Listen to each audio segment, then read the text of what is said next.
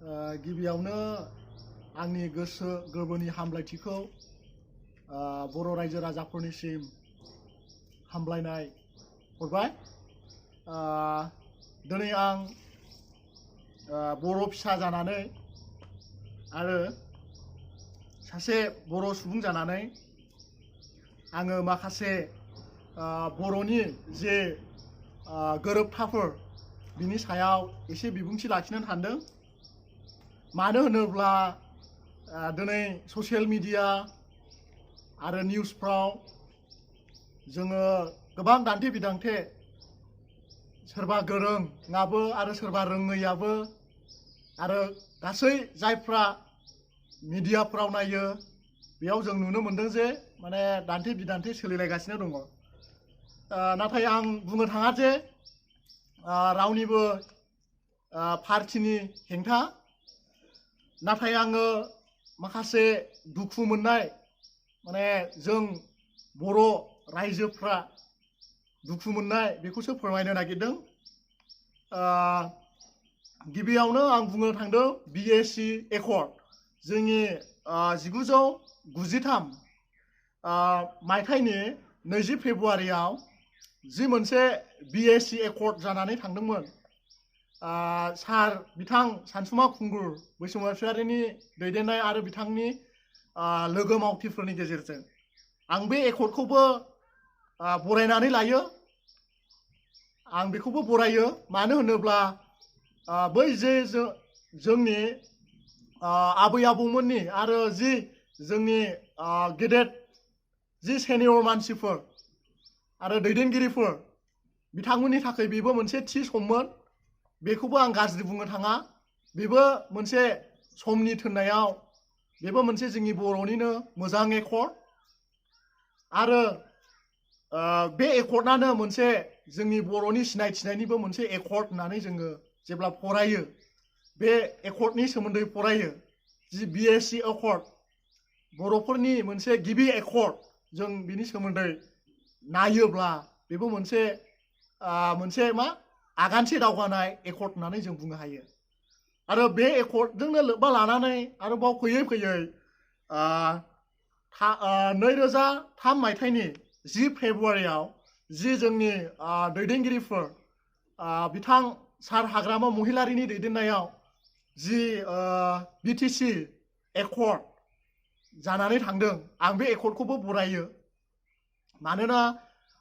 बे एकर्डआबो मोनसे बर'फोरनिनो गोथार एकर्ड आरो बे एकर्डजों बो जोंनि बर'फ्रा एसे सिनायथिनायखौ मोनदों। आं बेखायनो बे एकर्डखौबो आं गोसो गोरबोजों बरायनानै लायो। आं गासै एकर्डफोरखौनो आं बरायनानै लायो।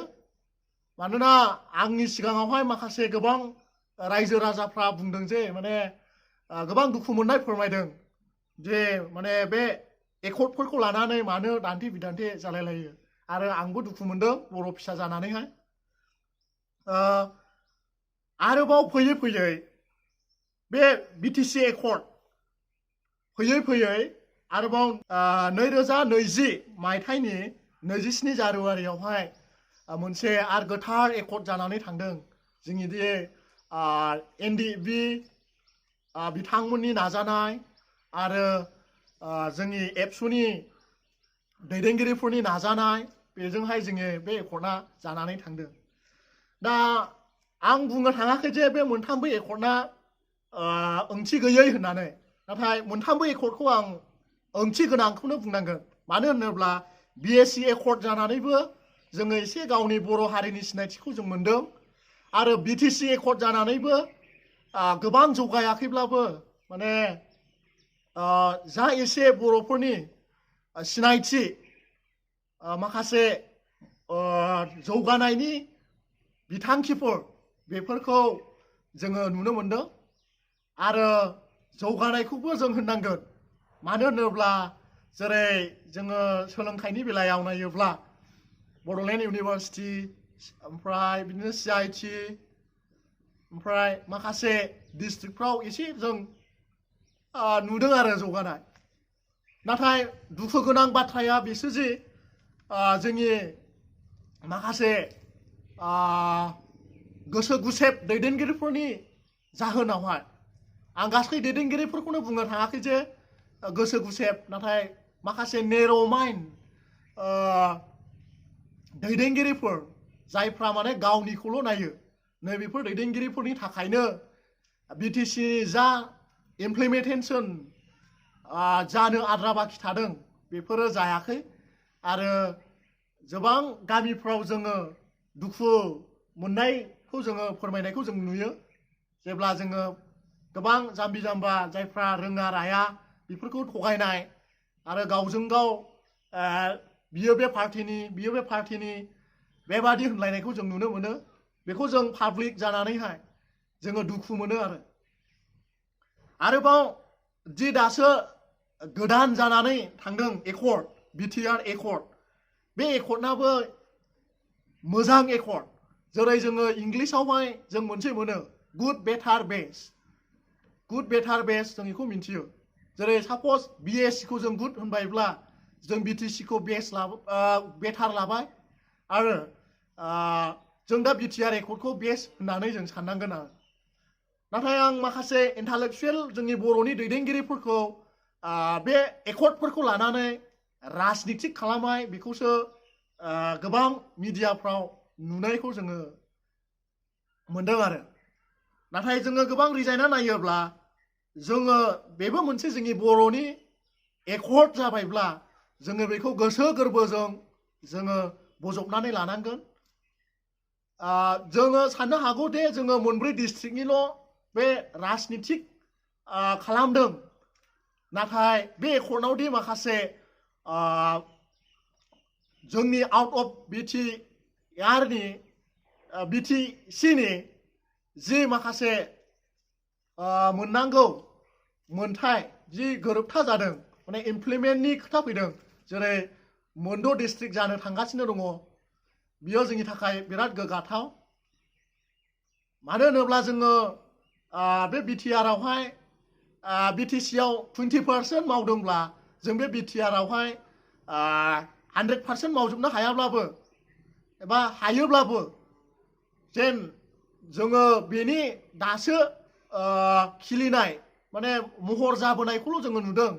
नाथाय बेयावनो जोङो गोबां दाङाबाजिखौ जोङो नुनो मोनदों आरो दान्थे बिदान्थेफोरखौ गोबां ससियेल मिडियाफ्राव भाइरेलखौ जों नुनो मोनदों माने बे पार्टिजों दान्थे बिदान्थे नाथाय जों पाब्लिक हिसाबै माने जोङो लिडारफोरनि बेबादि गावजों गाव दान्थे बिदान्थेखौ जोङो एसेबो साबजानाय मोनाखै जोङो हास्थायदोंमोन जे माने खौसे जानानै लिडारफ्रा खौसे जानानै जोंनि इयुन मोजां जे एकर्ड गोथार एकर्ड बे एकर्डफोरखौ मावनायाव जुबुरै ज'यै माने खौसेथियै आखाइ हमलायनानै इमप्लिमेन्टेसन जानांगौनि थाखाय गोसो गोरबोजों मावलांगोन जों बेखौसो हास्थायदोंमोन नाथाय दुखु गोनां बाथ्राया बेसो माने दिनैहाय गावजों गावनो जों थेर बेथेर जाबोनायखौ जों नुनो मोनदों सोरबाबा BTC खौनो साबसिन सोरबाबा BTR साबसिन जों बे बाथ्राखौहाय बुंलायनायखौ जोङो नुनो मोनदों नाथाय आंनि मोनदांथियाव आं मोनथामखौबो वेलकाम खालामो मानोना आं दहाय बुंखाबाय जे माने इंलिसाव मोनसे बाथ्रा दङ माने गुड बेटार बेस्ट दा जोङो बेटारखौ जों मोनबोबाय आरो जों दा गुड बेस्टआवहाय जोङो दावगालांनो जोङो सोलोंनांगोन आरो दा जोङो राजनिति खालामाजासे माने BTR नि जा दफाफोर दङ बे दफाफोरखौ जोङो फरायनानै नायोब्ला आरो एनालाइसिस खालामोब्ला माने गोबां मोजां स्किमफोर आरो गोबां मोजां बुंनाय आरो रादायफोर बे एकर्डआवहाय जों नुनो मोनदों आरो बेखायनो आं रायजो राजाफोरखौ आरो जोंनि बर'नि दैदेनगिरिफोरखौ जोङो खावलायो माने मोजाङै गावबा गावनि मिसआन्डारस्टेन्डिंफोरखौहाय बुजिलायनानै आरो बे एकर्डफोरनि सायाव पलिटिक्स खालामाजासे माब्रैहाय बे एकर्डखौ जोङो साक्सेसफुल महराव माने मोगथां महराव जाफुंहोनो हागोन बेखौसो जोङो पाब्लिक जानानैहाय आरो पाब्लिकनि जानानै आं खावलायो जोंनि लिडारफोरनियावहाय मानो होनोब्ला एकर्डआ जानानै थांखांखाबाय जोङो मोनसे बर'आव बाथ्रा फाव दङना अखा हाना खागानायनि उनाव खफ्रि हमब्लाबो बियो जेबो माने मुलाम्फा जाया मानोना जोंना एकर्डआ जानानै थांखांखाबाय दा बे एकर्डनि जा दफाफोर बेखौ मावफुंनो माब्रै मावफुंनो बेखौ ज'यै गोसो मोनसेयै मिलायनानै आखाइ हमलायनानै सोरखारनाव माने दाबि खालामनानै मोगथां महर होनांगौआसो बियो जोंनि दा खामानि आरो दा आं जोंनि बर' लिडारफोरखौहाय आं बेखौसो रिकुवेस्ट खालामहरनो सोरबा जुदि B.T.R नि सोमोन्दै गावनि गोसो गोरबोजों साननाय दङब्ला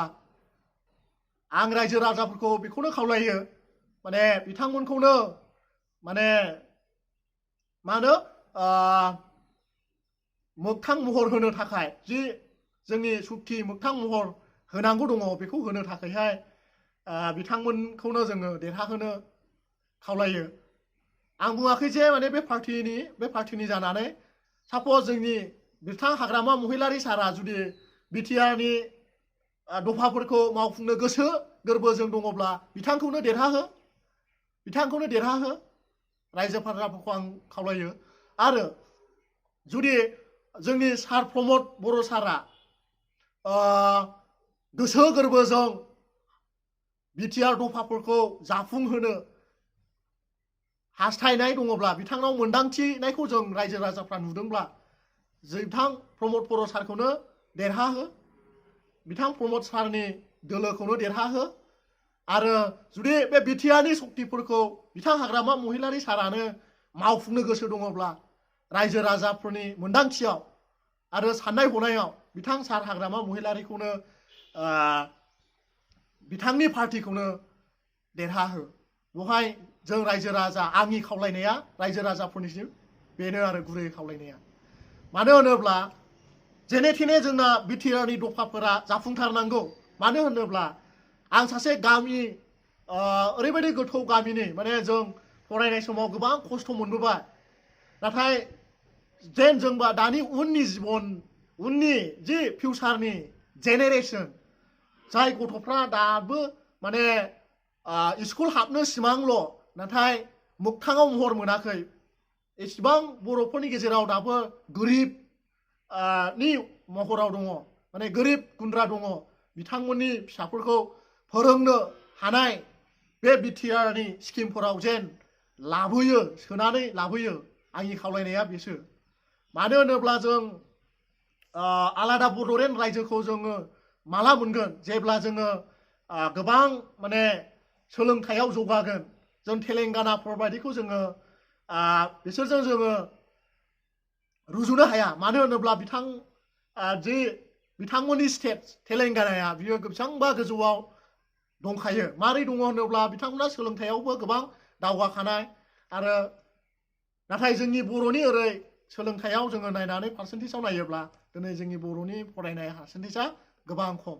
बेखायनो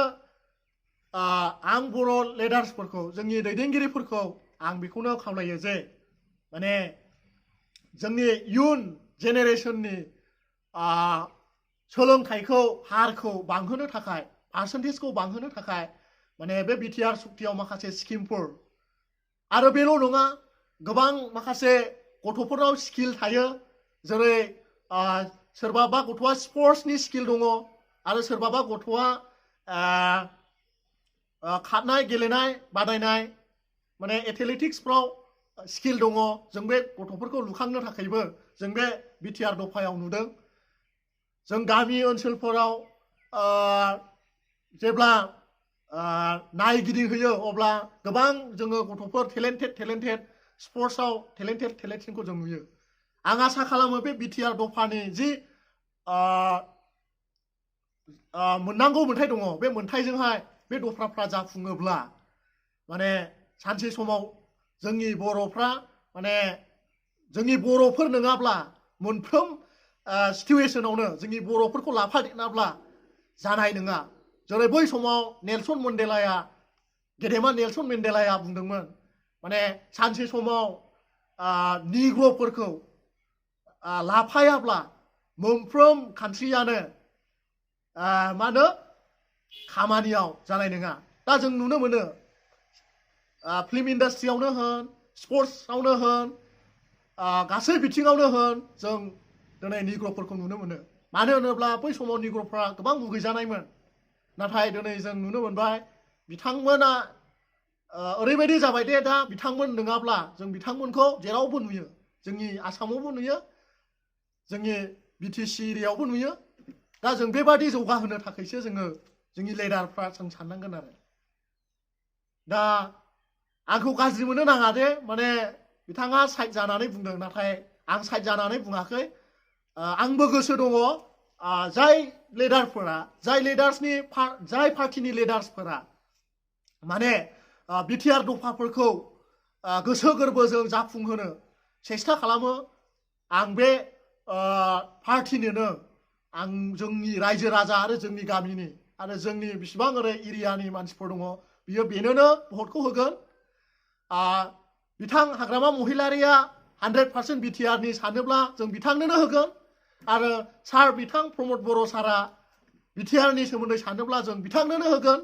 जोंहा बेहाय माने जेबो राय थानाय गैया मानोना जोंनि इन्डियान डेम'क्रेसि सिस्टेमाव जों पाब्लिकफोरनि राइट्स दङ सोरबा सिगि सग' आरो सोरबा माबा मोनसे बुंनायनि गेजेरजों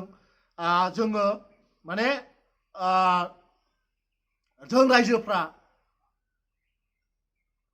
रावजोंबो जोङो फिदिंजाया नाथाय जों जा सक्ति मोनबाय जा एकर्ड मोनबाय जा गोरोबथा मोनबाय बे गोदान एकर्डनि जि दफाफोर बेखौ जों मोगथां महर होनो जाफुंहोनो जों हास्थायनांगोन जों बे दफाफोराव बे गोरोबथायाव गोबांखौनो मोनदों मोनजोबाखैब्लाबो हास्थायनाय बायदि मोनजोबाखैब्लाबो जों मोनदों आरो जा मोनदों जेरै NIT इउनिभार्सिटि आरो माखासे पलिटिकेल पावार आरो फाइनान्स पावार बेफोरथ' गोबां माने मोजांनि खोथा आरो जि स्पेसियेल डेभेलपमेन्टनि थाखाय 1500 कौटि बोसोरथामहालागै फैगोन होननानै जोङो जि बे दफायाव जों फरायोब्ला नुयो बेफोरो मोजां नाथाय BTCआ बिसिबांखिनि मावनो हायाखिसै बे खामानिफोरखौ B.T.R आवहाय जि सोरखार फैगोन BPPआनो जा आरो UPPLआनो जा जोंनि बर'नि जि पार्टियानो पावाराव फैया मानो बे दोलोफोरखौ बे दफाफोरखौ मावफुंनो थाखाय जों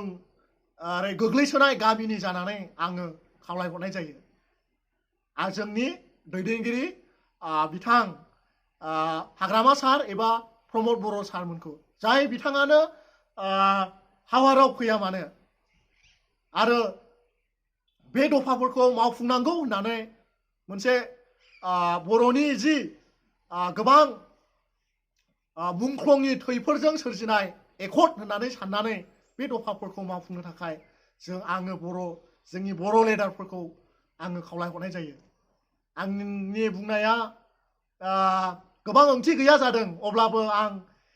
गोसो गोरबोजों आं बुंदों माने गोबां पाब्लिकफ्रा बुंदों नाथाय आं मिडियायाव ओंखारफेराखैबो लाजिया फांजिया आं दिनै बे खोथाखौ बुंनो गोनां जादों